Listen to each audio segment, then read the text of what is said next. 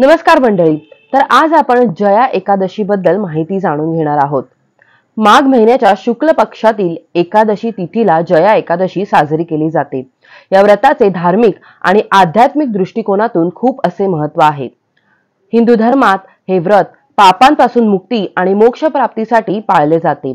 असे मानले जाते की हे व्रत केल्यास गंभीर पापांपासून मुक्ती मिळते. या व्रताचा महिमा भगवान श्रीकृष्णानेच युधिष्ठिराला सांगितला होता.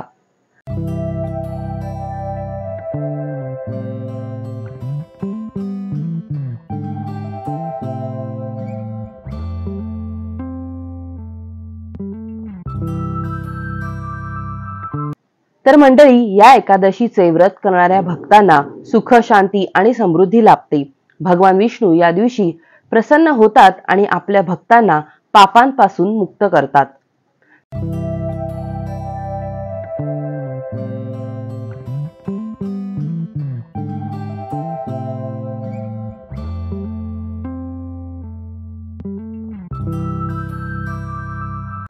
तर आता आपण जाणून घेऊयात या एकादशीची व्रतकथा.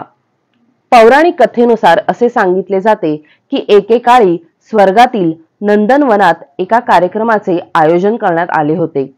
कार्यक्रमाला स्वर्गातील सर्व देवी देवता, ऋषीमुनी उपस्थित होते. कार्यक्रमात गंधर्व आणि गंधर्व कन्या नृत्य व गायन करत होत्या. गंधर्वांच्या गटातील एक नृत्यांगना पुष्यवती हिची दृष्टी माल्यवना याच्यावर पडली आणि त्यांच्या सौंदर्याने ती मोहित झाली. मंत्रमुग्ध झाल्यानंतर पुष्यवती नृत्यात विचलित होऊ लागली आणि माल्यवानही विसंगत गाऊ लागला. माल्यवानचे हे विसंगत गाणे ऐकून सर्व देवी देवता हे संतप्त झाले. तेव्हा स्वर्गीय राजा देवराज इंद्र हे क्रोधित झाले आणि त्यांनी माल्यवान आणि पुष्यवती यांना स्वर्गातून हाकलून दिले.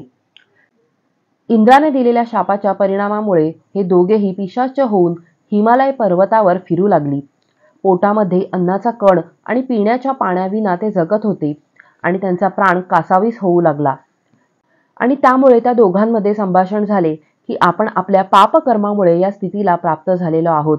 हे ईश्वरा, आम्हाला माफी करून पापकर्मातून आमची मुक्तता कर. त्यांच्या ह्या करुणामय वचनांनी ईश्वरास त्यांची दया आली आणि योगायोगाने त्याच समयी जया नावाची एकादशी सुद्धा आली होती. त्यांच्याकडून आपोआप उपवास आणि एकादशीचे व्रत सहज घडून गेले. दिवसभर उपाशी असल्यामुळे रात्रभर सुद्धा त्यांचे जागरण होऊ लागले. जया एकादशीचे त्यांना व्रत घडल्यामुळे आपोआपच त्यांच्या दुःखमय अशा या पिशाच योनीतून मुक्तता झाली. ते पूर्ववत त्यांना आयुष्य त्यांचे पुन्हा एकदा मिळाले आणि पूर्वीपेक्षाही सुंदर देह त्यांना मिळाला. तर या दोन्ही गंधर्वांचे आयुष्य पूर्ववत झाले आणि ते स्वर्गलोकी गेले. तेव्हा इंद्राने त्यांना विचारले की आपले कर्म आपण कसे संपवले. तेव्हा ते म्हणाले की हे इंद्रदेवा, भूलोकी असताना आम्हाला जया एकादशीचा उपवास घडला आणि त्याच्यामुळेच आमची पापकर्म नष्ट झाली आणि आपण दिलेला शाप सुद्धा नष्ट झाला. हे ऐकून इंद्रास फार मोठे नवल वाटले की आपली शापवाणी सुद्धा निष्प्रभ होणारे असे जया एकादशीचे व्रत हे भूलोकामध्ये असून या जीवांचे कल्याण करणाऱ्या या व्रतामुळे वैकुंठपती श्रीहरी हे प्रसन्न होतात. म्हणजे खरोखरच या व्रताचा महिमा हा श्रेष्ठ आहे. त्या जया एकादशीचे महात्म्य त्यांनी सर्वांना गौरविले आणि त्यांना स्वर्ग, मृत्यू, पाताळी सुद्धा त्यांचा प्रचार करविला.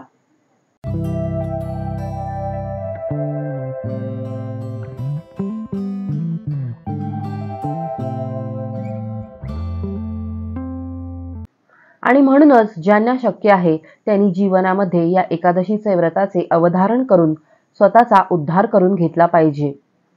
भविष्योत्तर पुराणातली ही कथा सर्व भाविकांना आणि भक्तांना तारक ठरो हीच हरिचरणी प्रार्थना.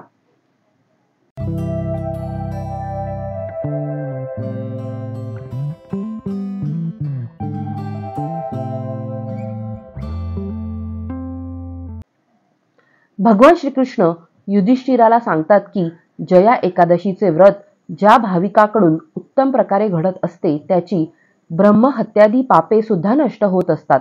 त्यांना तीर्थदर्शनाचे फल प्राप्त होऊन अमोघ पुण्याचा संचय प्राप्त होतो आणि मुक्तीचे श्रेय प्राप्त होते.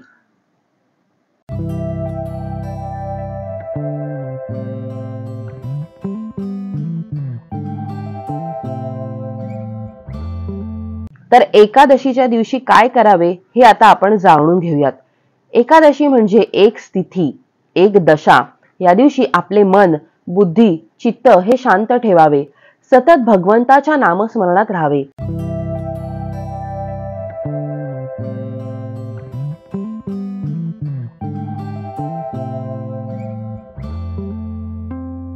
रामरक्षा स्तोत्र याचे पठण करावे.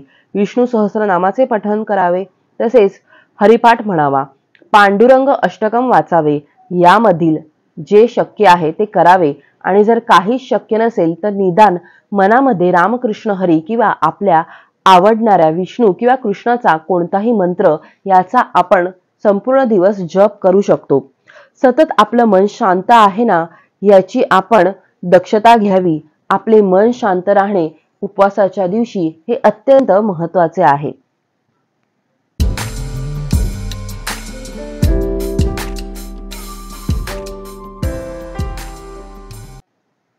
तर मंडळी, आता एकादशीच्या दिवशी कोणत्या गोष्टी आपण करू नयेत हे जाणून घेऊयात.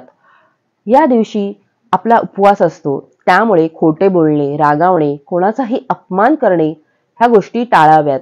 या दिवशी जर तुमचा उपवास नसेल तर तांदूळ, गहू किंवा इतर कोणत्याही प्रकारचे धान्य खाऊ नका.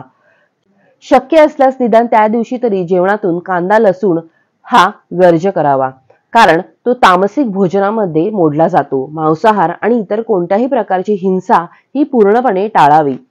तर जया एकादशीचे व्रत हे भगवान विष्णूंचे आशीर्वाद मिळवण्यासाठी आणि पापांपासून मुक्ती मिळवण्याचे एक सोपे आणि प्रभावी असे साधन आहे.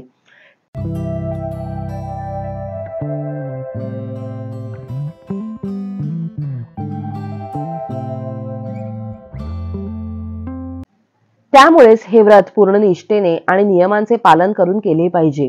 या व्रताचे धार्मिक आणि आध्यात्मिक महत्त्व हे खूप आहे. या दिवशी काही ठिकाणी विठ्ठलाचे भजन आणि कीर्तन केले जाते. आपल्याला काहीच जमले नाही तर आपण भगवान विष्णूंचा ओम नमो भगवते वासुदेवाय नमः या मंत्राचा जप करावा.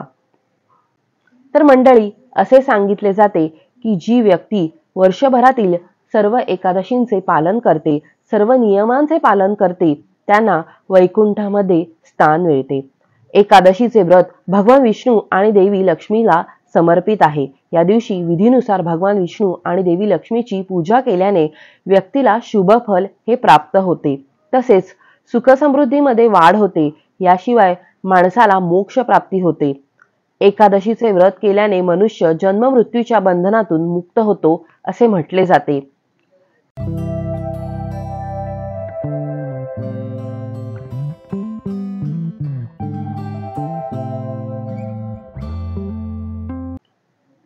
म्हणूनच जया एकादशी पाळणाऱ्या भक्तांना सुख, शांती आणि समृद्धी लाभते आणि भगवान विष्णू या दिवशी आपल्यावर प्रसन्न होतात आणि आपल्या भक्तांना पापांपासून मुक्त करतात असे सांगितले जाते.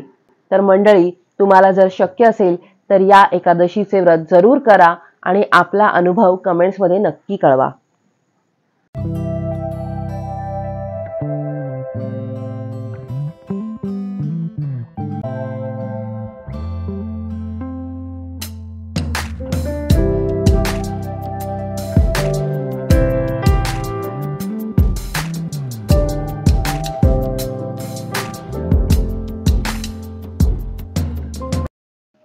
तर मंडळी, आजची एकादशीची व्रतकथा आणि त्या संदर्भातील माहिती जर तुम्हाला आवडली असेल तर नक्की लाईक करा, शेअर करा आणि तुम्ही जर नवीन असाल तर आमचं चॅनल नक्की सबस्क्राईब करा. पुढील भागात भेटूया एका नवीन विषयासह. तोपर्यंत लोभ असावा. धन्यवाद.